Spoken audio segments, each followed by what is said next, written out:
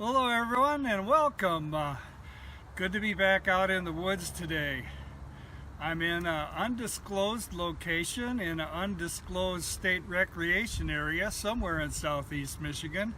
And I've come out here today to do another archaeological expedition.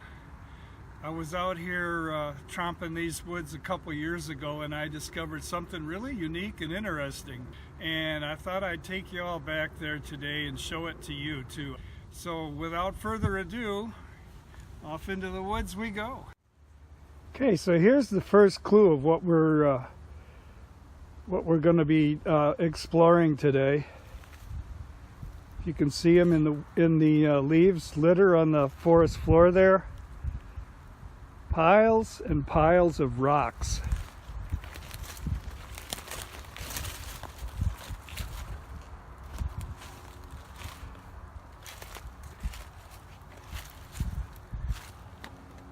And they go on in a more or less straight line here. Right here it's really evident, running all the way back off into the woods in the distance there. So we're going to hike along this line and follow it and see where it leads us. Here's our line of rocks again. Walked about 50 yards. Piles and piles of rocks. Look at them all here. They're covered with moss now. They've been here so long in the forest. What could these rocks be? What could they signify?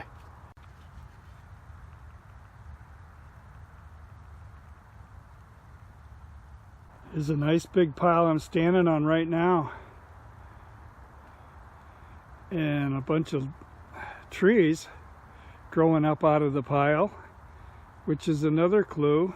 The biggest trees in the woods here seem to be growing right out of this pile. Here's the forest either side of the pile. You can see those trees, most of them not much more than, the trunks are not much more than a foot or 18 inches in diameter. Swing around to the pile. We got 24-inch trunks easily. Swing back around the other way, smaller trees again. What could that signify? Anybody got an idea yet? Well, now here's something interesting. We've been following this line of large trees. Basically, it runs east to west. We've been walking through the woods. We came out of the woods right here.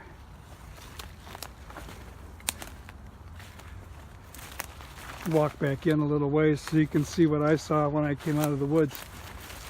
All right, turning back around where we were standing. Can you see it there?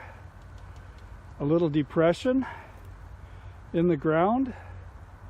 Probably pretty hard to make out. A little depression in the ground, and it even looks like it might have a couple of furrows either side of a hump. I think we've come across an old road, an old farm lane.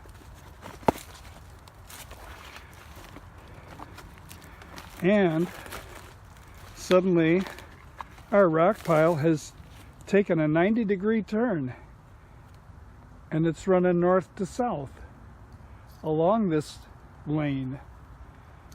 So if you haven't guessed it by now, we're on an old farm field.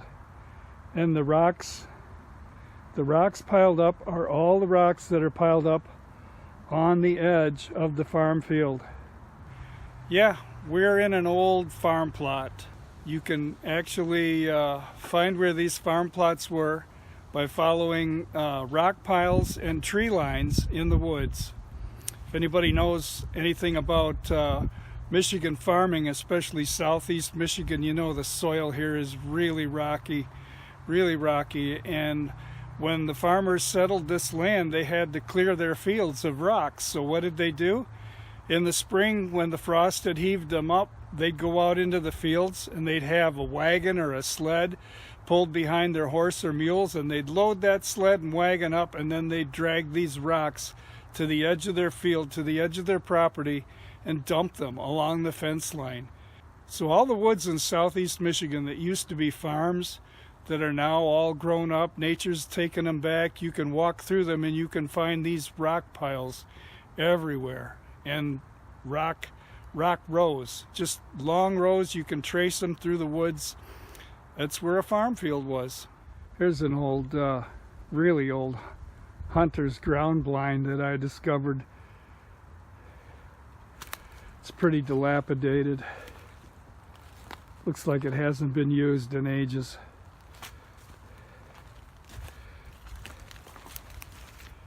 It's got an old wooden folding chair there.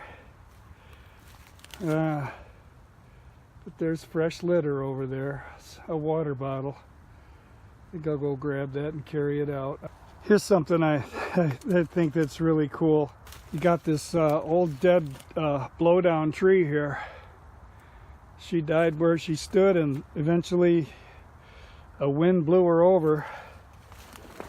And this tree is growing up right out of the fence line of the old field. And it grew up through the rocks, and when it fell over, it picked them up with it. You can see them still stuck into the stump there, especially right there, wedged into the roots.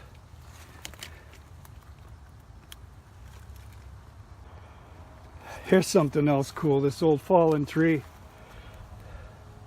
Look at all the nutshells here. Walnut shells, hickory shells. This is a squirrel's dining room right here. He likes to sit here on this old fallen trunk and have his lunch.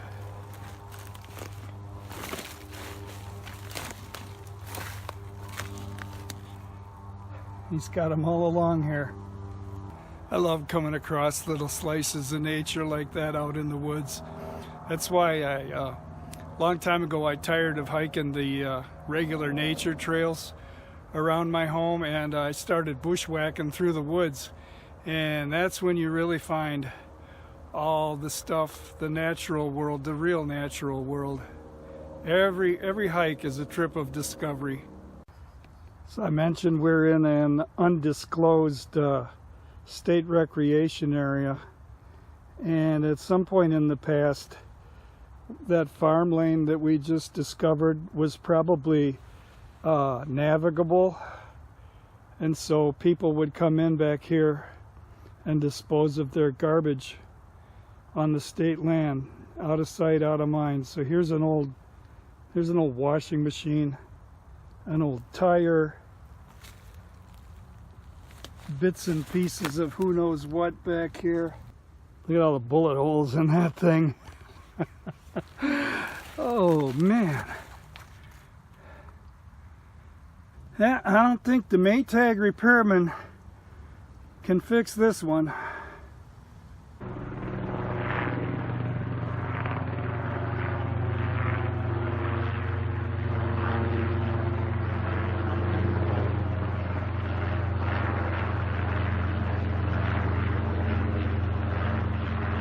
Well, I was looking all over for it because I knew it was back here. That old washing machine is a marker to me that there's another old ruin back here, and I was looking all over and I couldn't find it, and so finally I doubled back and had another look. You see that rusty pile under that tree there? That's an old floor pan, what's left of a VW bus. I get up closer. Man, that was tough getting in here under that limb there. Yeah, so here's all that's left of an old VW bus. You can sort of see the frame rails there, the rear of the bus. There's the front bumper. There's the wheel arch right there. And that would have been where the front seats sat on raised section there. The old gear shift.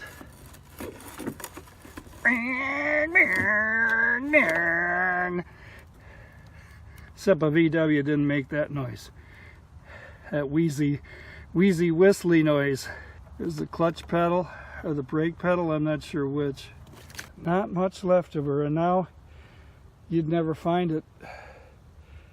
If you didn't know it was here, you'd never find it because it's completely covered by this tree that's fallen over it. All right, let's get on with our expedition here, our archaeological expedition. We're getting pretty close now to what I want to show you.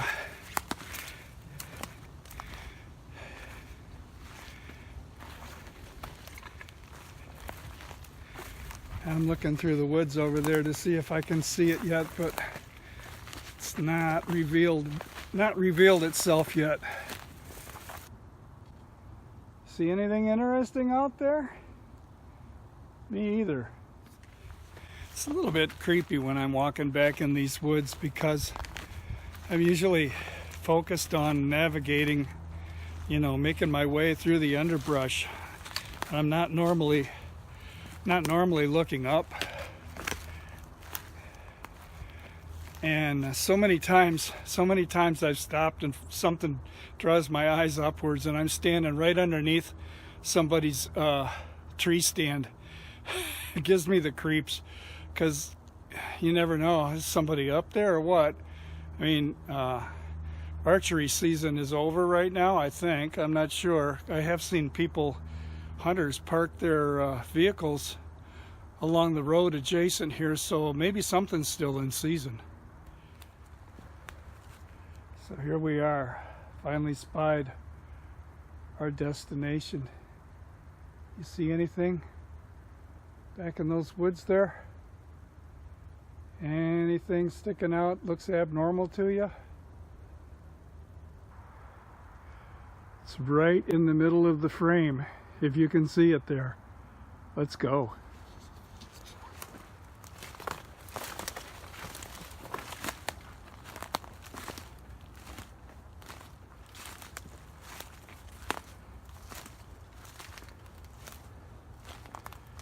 Seeing it yet?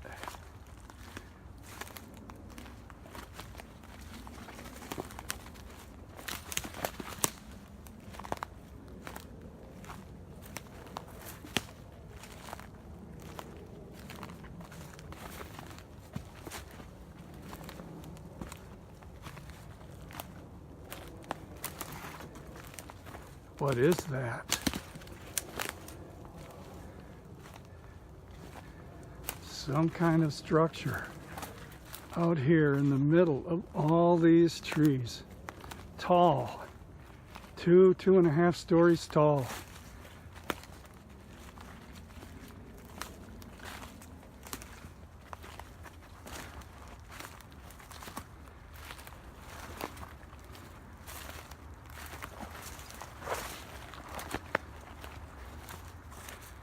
You figured it out yet?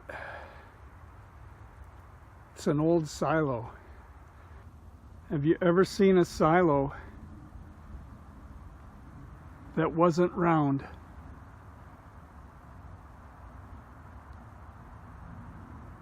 This silo is hexagonal. Looking inside at the bottom of it now. I've known about this silo for about 3 or 4 years when I discovered it one day back here while I was hiking. It was a gray day, gloomy. What the hell is that? I looked up, all of a sudden, this big gray shape looming up at me. What in the hell is that? I felt like I was in the Blair Witch movie or something. My guess is that side with the holes in it there might have been the side that faced the barn.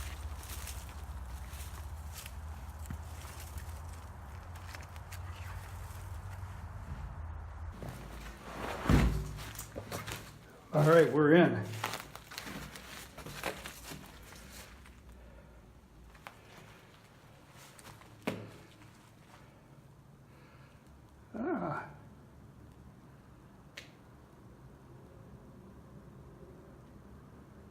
I think it was probably worth it to come in here, because that's a pretty cool shot right there. Now, I mentioned what's unique about this silo is the fact that it's hexagonal, where most silos are round, and that really piqued my curiosity. I've never seen another hexagonal silo. So when I went home after I discovered it,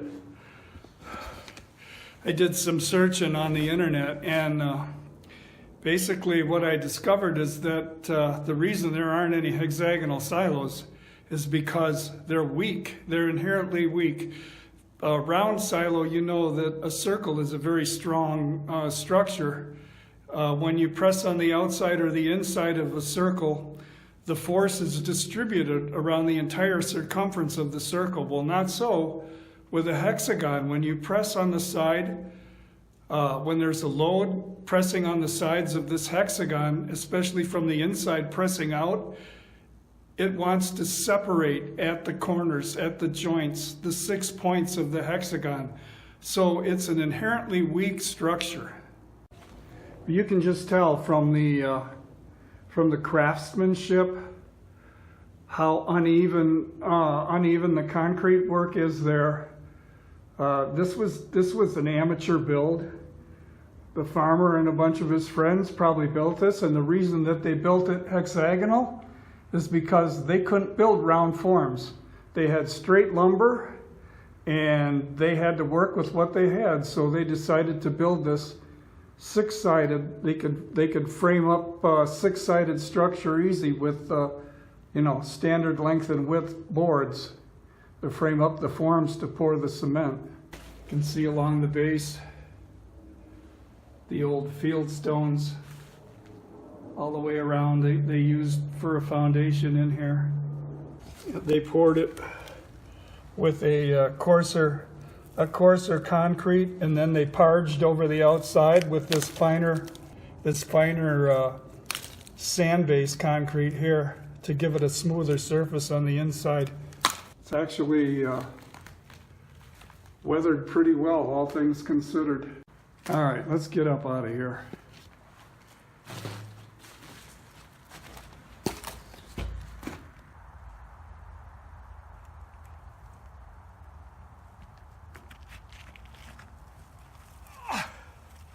It's funny, as I was approaching through the woods, I caught a glint of this metal object. What the hell could be shining over there? But then I realized what it was.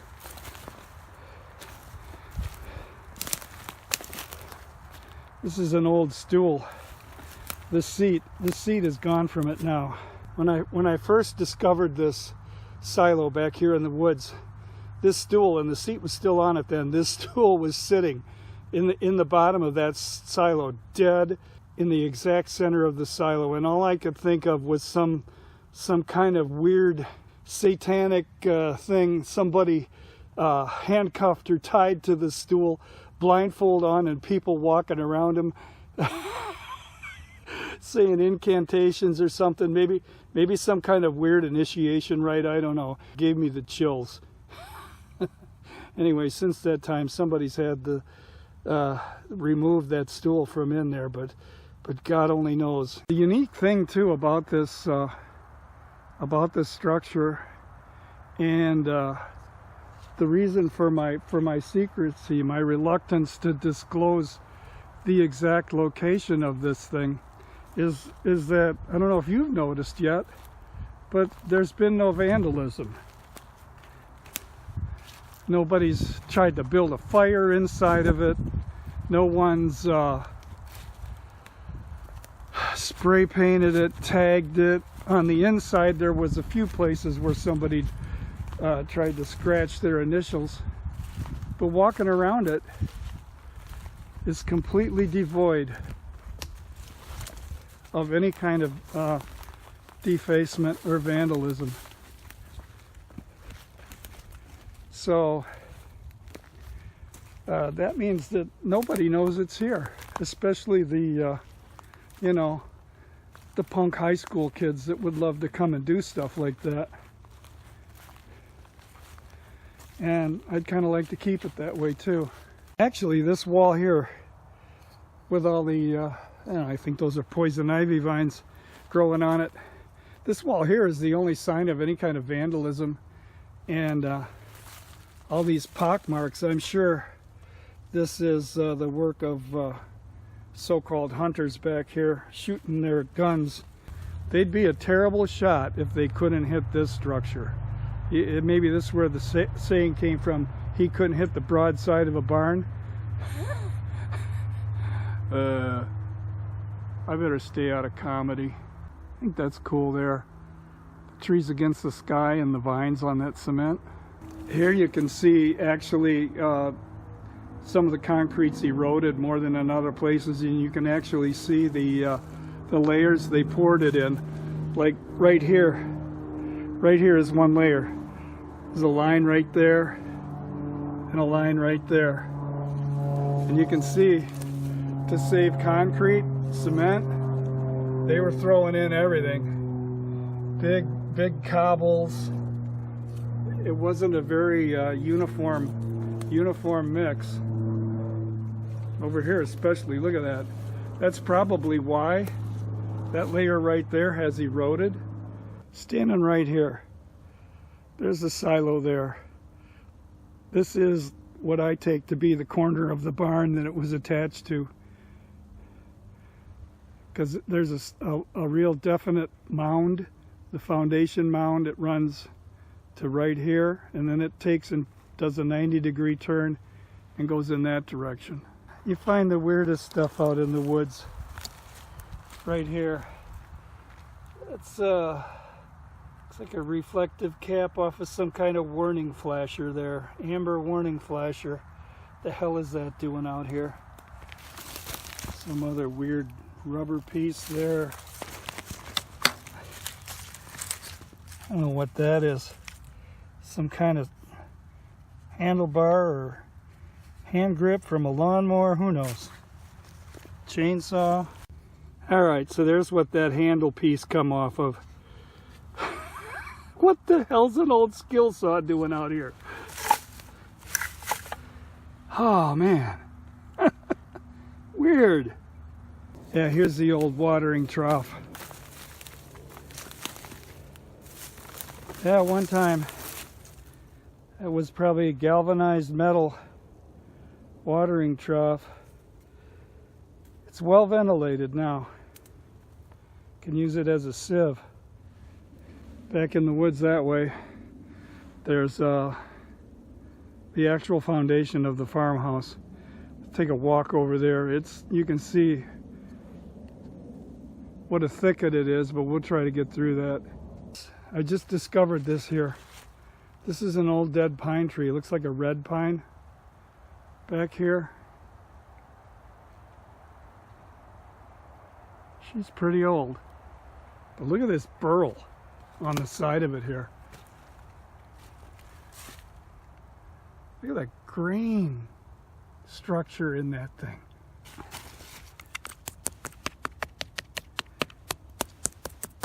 Sounds pretty hard right there. Up here on top where it's more weathered, feels like it might be rotting. Looks like it's got a couple of nostrils in it there. Here is the old house foundation. I don't know if you can see it yet. There's actual cellar here. Hole in the ground. You can see the cellar wall over there. I think the last time I was back here, we actually found some steps going down into it.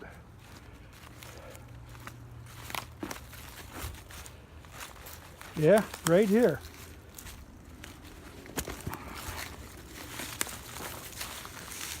The old cellar steps.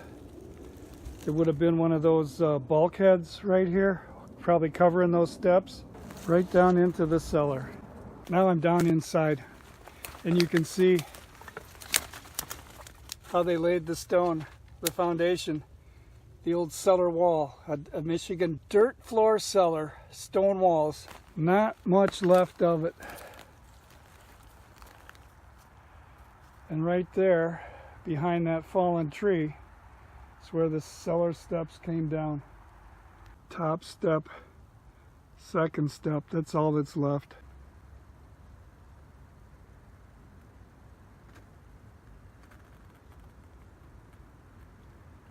Well, the whole structure itself is pretty eroded. It's very difficult to make out the shape of it anymore.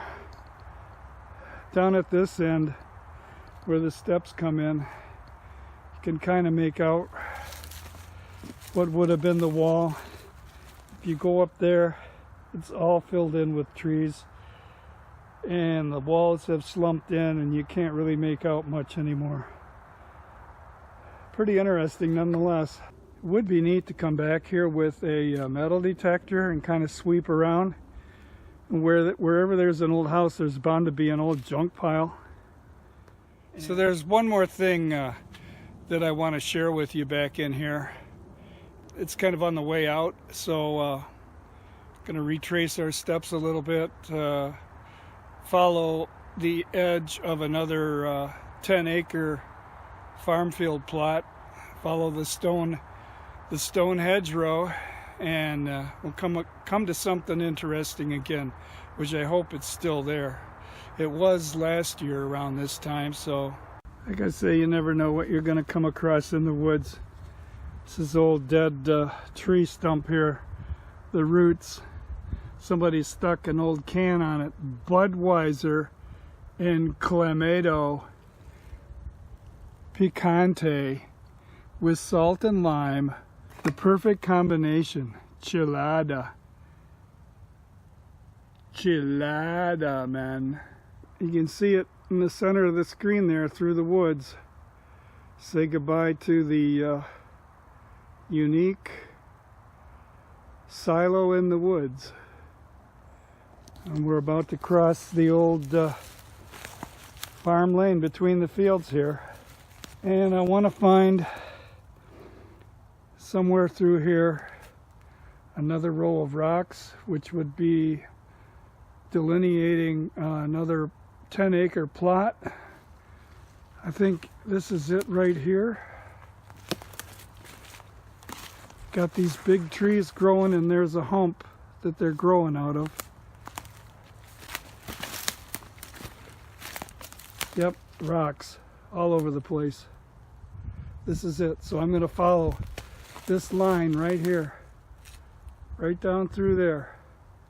I'm going to follow that due west, and we're going to come to another interesting thing I think you'll like. Now there's really some big boulders along this fence row. Can you imagine how hard that farmer and his team worked to drag these boulders out of his field and into this fence row? Look at the size of these along here. I mean, they're huge. 3 feet across easily.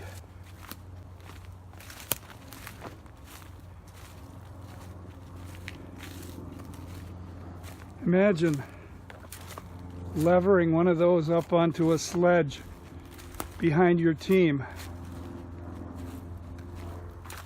Good God.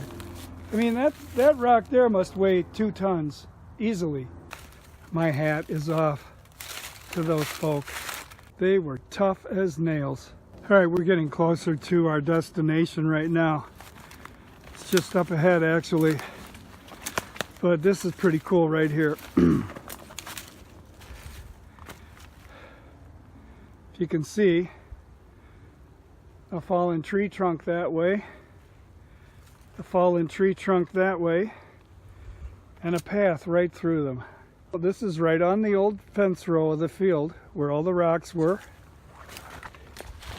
You can see the piles of rocks at the base of the trunks. What this was a 2-trunk tree that grew up and died on this fence row. And when it died, it split. Whatever caused it to split, it split in half between the 2 trunks.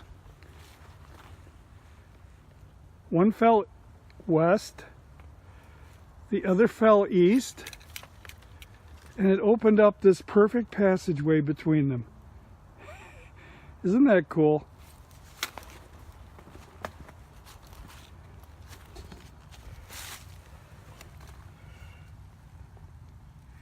I got these little puff balls puffball mushrooms. I don't know if they're ripe right now, but if you tweak them, oh, almost lost my balance there, leaning against a rotten root. See that? See the spores come out of there? So anything brushes those, it spreads the spores. All right, we are here. There's barely anything left of it. Let's walk over there. That pile, that mess there, it's all that's left. Someone's trail cam just took a picture of me. I should give them something to laugh at, shouldn't I?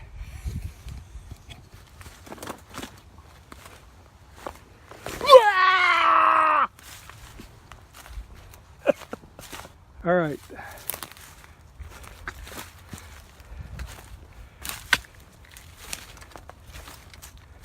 It's very difficult now to make out any structure at all here. But you can see a lot of logs with sawn ends.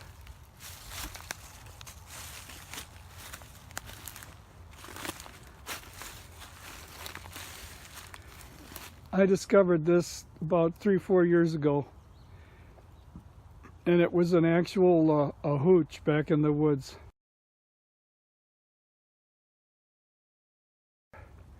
And it was quite elaborate. It's really fallen to pieces now. It was quite elaborate. It had a thatched roof made out of dead ash tree bark and reeds from a marsh. Back in here, this was like the covered part. This was the covered part in here. This is all covered with leaves now, but that was his fireplace. Right there. He'd taken these 2 rocks with a nice flat face to them and stood them up as a reflector for his fire. I found a like a handmade bow saw.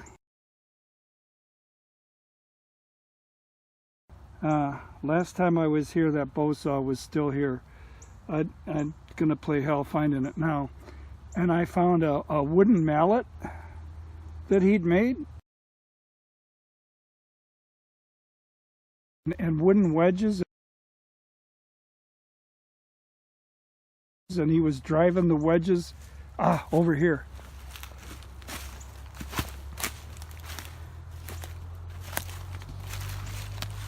Here's the log. There's the wedge. You can see how it's all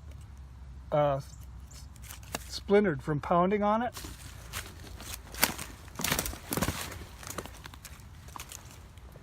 He was driving that wedge into this log to split it. Yeah, here it is. This is his mallet head right here.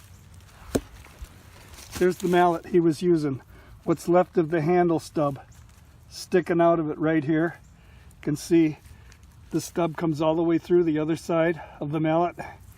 The problem is it's a big heavy chunk of wood, but his handle was too small.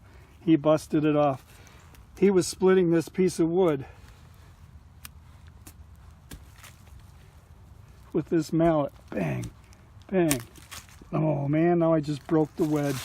Darn it. I didn't want to do that.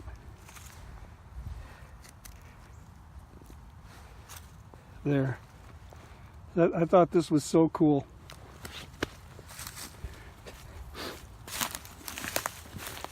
And it was such a cozy little hooch too. Such a cozy little hooch. It was maybe, I don't know, 3 feet high, 4 feet high. You couldn't stand up in it. Nice thatched roof. The walls were all built out of logs. And so I went back in there and I sat down right in the corner, like what was obviously the most comfortable spot. And I'm sitting there and I'm looking around, and I discovered a little niche. His hash pipe was still stuck in this little niche between the logs and the wall.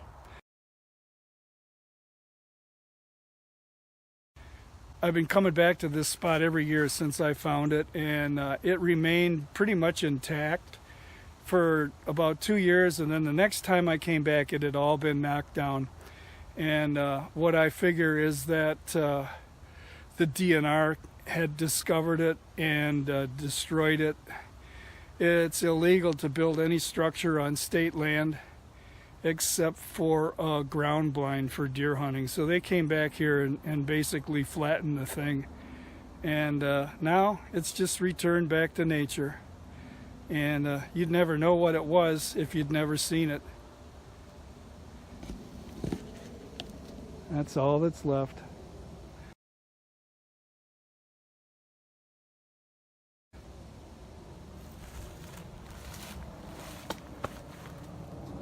I think the coolest thing I found back here, though, was this handmade mallet and wedge splitting that log. It's just like he gave up in mid-task and went home. Well, that's going to do it for our little archaeological adventure today. I sure enjoyed sharing that with you. I've been wanting to make this video for a long time.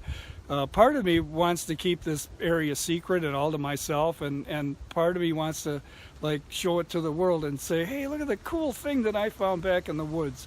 I'm glad I finally decided to come out here and share it with you. Not telling you where it is. Maybe some of you are clever and smart. You might be able to figure out on your own where I'm at, but my lips are sealed right now. Anyway, I'm gonna head back to the car now. So it was sure good having you along, and beautiful day in the woods, and no reason to stay indoors. Get outside whenever you can. Bye. Well, one more interesting thing here. I almost stumbled over it. Here is a property lot line marker. I trace right that line right there. That's the line of the old field. The stones along there. Here's the property marker in the ground. It might be marking the easement here because we're right on the edge of a power transmission line easement.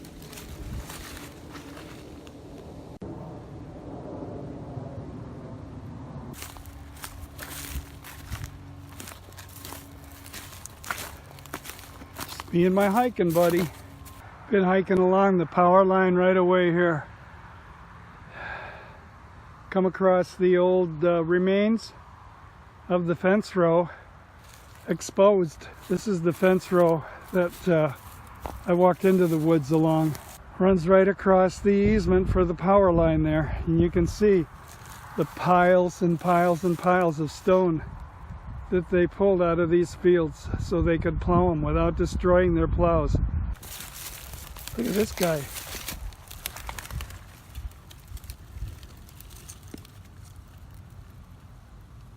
It's a woolly bear catching some rays. It's about 45 degrees out here today. It's another one of those freaky global warming winter days. I wonder if he's alive.